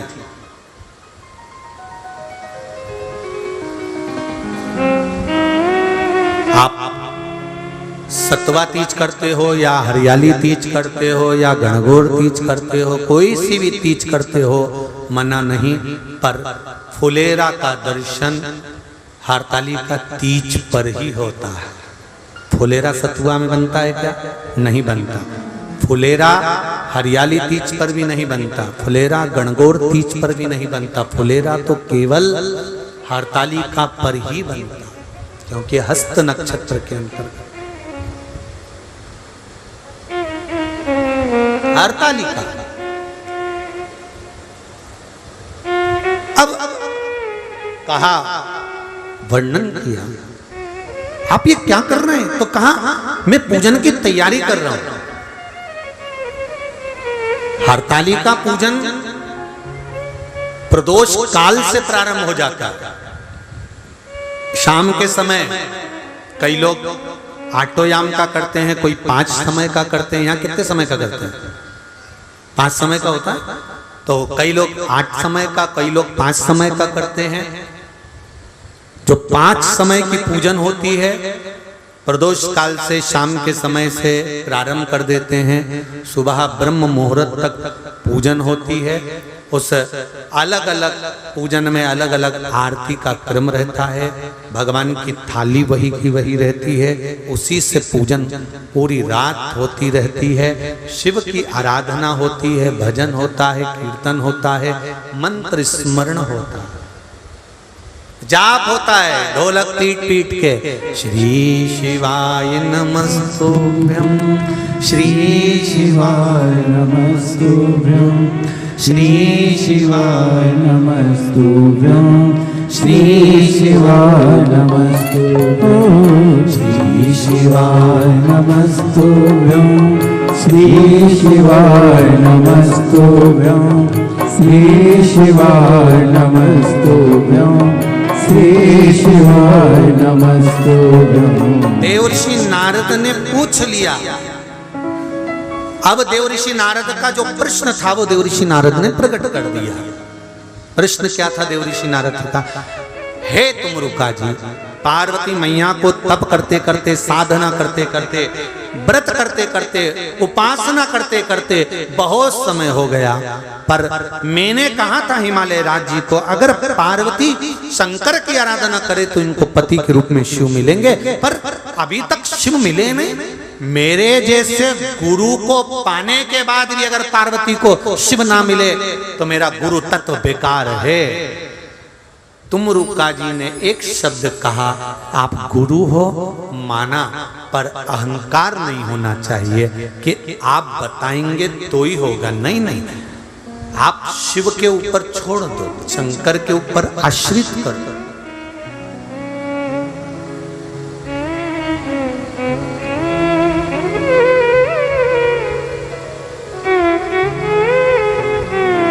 हमने इतनी शिव पुराण की कथा आप लोगों ने श्रवण करी होगी, पर इस व्यासपीठ से कभी हमने ये नहीं कहा होगा कि आप हमारे पास आना तो हम आपका ये रोग मिटा देंगे, आप हमारे पास आना तो हम आपकी ये तकलीफ मिटा देंगे। ना तो हमको मंत्र आता, ना हमको विद्या आती, ना हम तंत्र जानते, ना मंत्र जानते, ना साधना जानते, ना हमको छूछा करना आता, ना हमको कोई दिखावा करना आता। हम तो एक बात जानते हैं जो पुराणों में लिखा है, शास्त्रों में लिखा है कि दुख केवल परमात्मा ही काट सकता। आप उसके दरवाजे जाते रहोगे, एक लोटा जल चढ़ाते रहोगे, या पुराण का कोई उपाय आपने कर लिया और शिव जी के मंदिर में जाकर, हमने ये नहीं कहा कि आप हमारे पास में आओ तो हम दुख मिटेगा, आप हमारे पास पहुंचो तो नहीं नहीं, आप बिल्कुल मत आओ। इसलिए आपने देखा होगा कई बार आप लोगों ने अग्रवाल जी को भी फोन करा होगा, क्यों अग्रवाल जी, गुरु जी से कम मिलना होगा, तो वो कहते हैं हमसे ही नहीं मिले दादा 3 दिन हो गए। पूछ लो आप इनसे, माता जी मिले आपसे? ये जितने बैठे हैं इनसे पूछना, अपने कक्ष से नीचे के कक्ष में भी नहीं आते, पूछो अगर आते हो। अपना कक्ष और उस कक्ष में भगवत स्मरण, हमारा कल्लू की सेवा, शंकर जी का मूल मंत्र का स्मरण, शालिग्राम जी की सेवा, शिव जी का स्मरण, बस ये चलता रहता है। ब्राह्मण लोग आ जाते हैं, कीर्तन हो जाता है, कुछ साधना हो जाए, अपने अपना भजन करा। पर इनसे भी मिलना नहीं हुआ कि इनने हमसे पूछ लिया हो कि महाराज कैसे, और हमने इनसे पूछ लिया हो क्यों जजमान कैसे, तो ना तो हम इनसे मिले, और ये आते भी हों तो हमको नहीं मालूम हमारा भगवान का भजन भला हम नहीं कहते कि तुम हमारे पास में, हम तो तुमसे कहते हैं बिल्कुल जाओ शंकर के पास जाओ।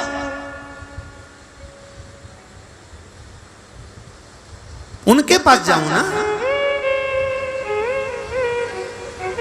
उनका भजन करो, उनका कीर्तन करो, उनका स्मरण करो, उनका मंत्र जाप करो, उनका नाम जाप करो। जब राम जी महाराज के ऊपर दुख आया, उन्होंने शिवलिंग की पूजन करी, तब जाकर सीता को पाया। दुख आया, शंकर जी ने हरा। भगवान कृष्ण की 16,108 रानियां जब संतान नहीं हुई, तब शंकर जी की आराधना करी। एक एक रानी से 11-11 संतान हुई। 1,77,186 बच्चे हुए शिव की कृपा से। जब वो शंकर के पास गए, जब नारायण के ऊपर श्राप लग गया लक्ष्मी जी का, तब उन्होंने शिव की आराधना करी। इंद्र को श्राप लगा, तब शिव की आराधना करी। चंद्र को श्राप लगा ससुर का, तो शिव की आराधना करी। राहु को लगा तो शिव की आराधना करी। बृहस्पति को लगा तो शिव की आराधना करी। सारे ग्रह, सारे नक्षत्र, सारी घड़ियां, पल सब शंकर का अनुमोदन करते हैं। तो हम कैसे कह सकते हैं कि तुम हमारे पास आओ, हमारे सामने बैठो? आप तो शिव मंदिर जाओ, जो आपके नगर में, आपकी कॉलोनी में, आपके मोहल्ले में, आपके क्षेत्र में, जो आपके पास में शंकर का मंदिर हो, वहां जाना चालू कर दो। वो आपका दुख मिटाना प्रारंभ कर दे। देवऋषि नारद ने कहा कि मैंने इतना उपाय बताया, पर ये हुआ क्यों नहीं? कारण क्या है, क्या हुआ? और तुम रुका जी, आप थोड़ा सा भी वर्णन करे और हो जाए। कई लोगों को थोड़ी सी ईर्ष्या जागृत हो जाती है। ऐसा है क्या शिव पुराण में कि बेलपत्ती खाओ तो शुगर और बीपी लेवल हो जाता है, पानी पियो तो दुख मिट जाता है, रुद्राक्ष का जल पियो तो कैंसर और किडनी लीवर का जो रोग है वो समाप्त हो जाता है? ऐसा है क्या?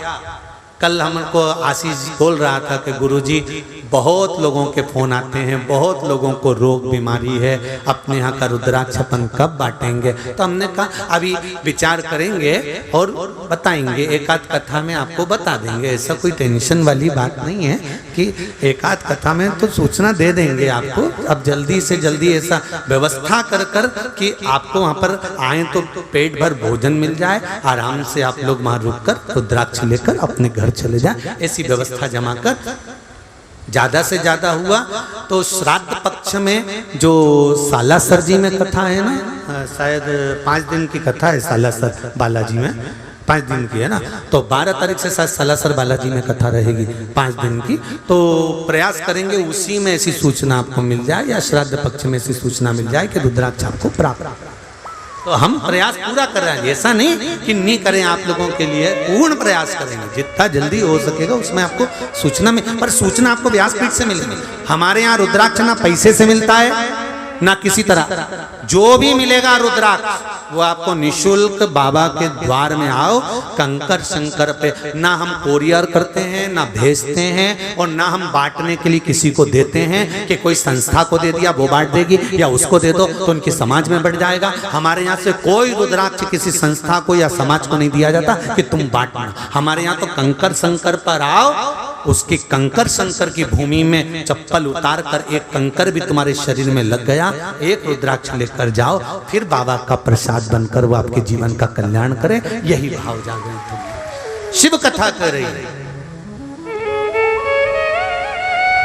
तुमरुका जी ने कह दिया, पार्वती जी को शिव जी नहीं मिले, एक काम करो, पार्वती जी से कह दो उन्होंने जितने जितने जन्म लिए हैं, सारे जन्म में उन्होंने तप करा, साधना करी, उपास करा, व्रत करा, पर उन जन्म में उन्होंने हरताली का तीज का व्रत नहीं किया। अब की बार पार्वती से बोल दो कि तेरे प्राण भी नहीं जाएंगे, शिवजी भी अमर, तू भी अमर, पार्वती अखंड सौभाग्य लेकर बैठी रहेगी। अगर भाद्रपद की शुक्ल पक्ष की तृतीया के दिन वो शिव का शिवलिंग का निर्माण कर कर फुलेरा बांध कर पूजन कर लेगी। पार्वती जी को दौड़कर नारद जी का और बता दिया।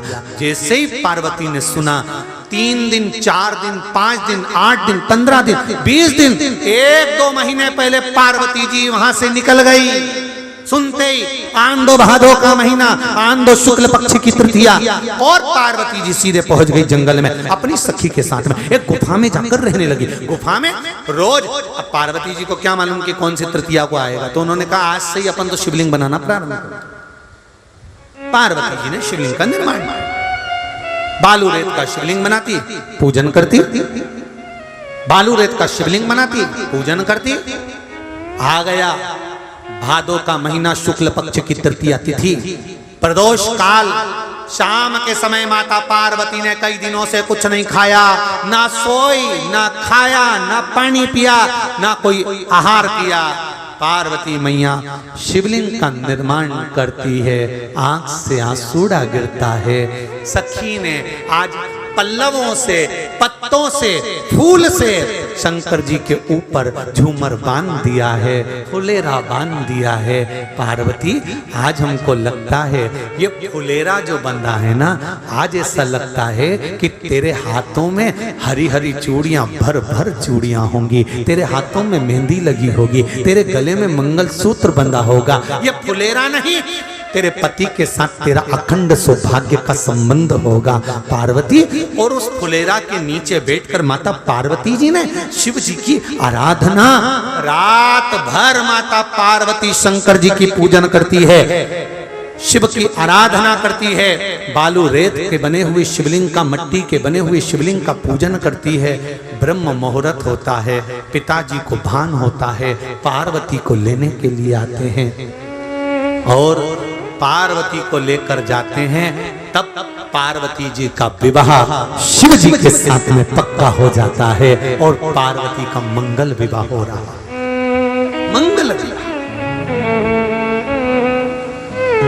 शिव पार्वती का सुंदर मंगल विवाह हो रहा है। पधार रहे हैं, जोरदार ताली बजाकर स्वागत करें शिव पार्वती के मंगल विवाह का आनंद। कल कथा में सुनेंगे फुलेरा दूज में, हरतालिका तीज में, हरतालिका तीज पर शंकर जी के ऊपर जो फुलेरा आता है उसमें फूल पत्तियां कैसे लगाना चाहिए, कौन से भाग चौकोर गोल किस तरह से फुलेरा बांधना चाहिए।